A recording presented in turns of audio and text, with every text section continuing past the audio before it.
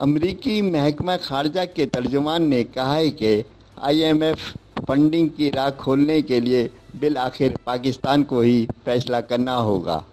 Media reports کے مطابق امریکی محکمہ خارجہ کے ترجمان نیڈ پرائس نے بریفنگ میں کہا کہ پاکستان کی حوصلہ افزائی کرتے ہیں کہ وہ IMF کے ساتھ کام جاری رکھے، لیکن IMF فنڈنگ کی راہ کھولنے کے لیے بالآخر پاکستان کو ہی فیصلہ کرنا ہوگا۔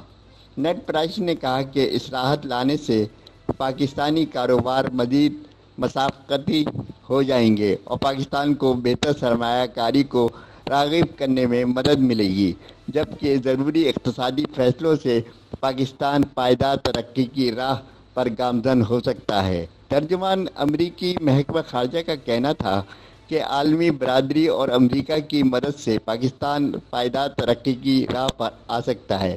پاکستان پائیدار ترقی کے لیے عالمی مالیاتی اداروں اور IMF کے ساتھ کام کر رہا ہے۔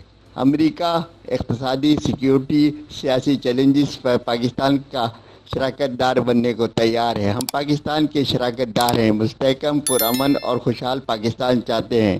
نیڈ پرائس نے مزید کہا کہ پاکستانی عوام کو معاشی مشکلات سمیت زبردست مشکلات کا سامنا ہے۔ مزید ویڈیوز دیکھنے کے لیے ہماری ویڈیو کو لائک کریں، سبسکرائب کریں اور بیل آئیکن کو ضرور کلک کریں تاکہ آنے والی ویڈیو آپ تک بآسانی پہنچ سکے۔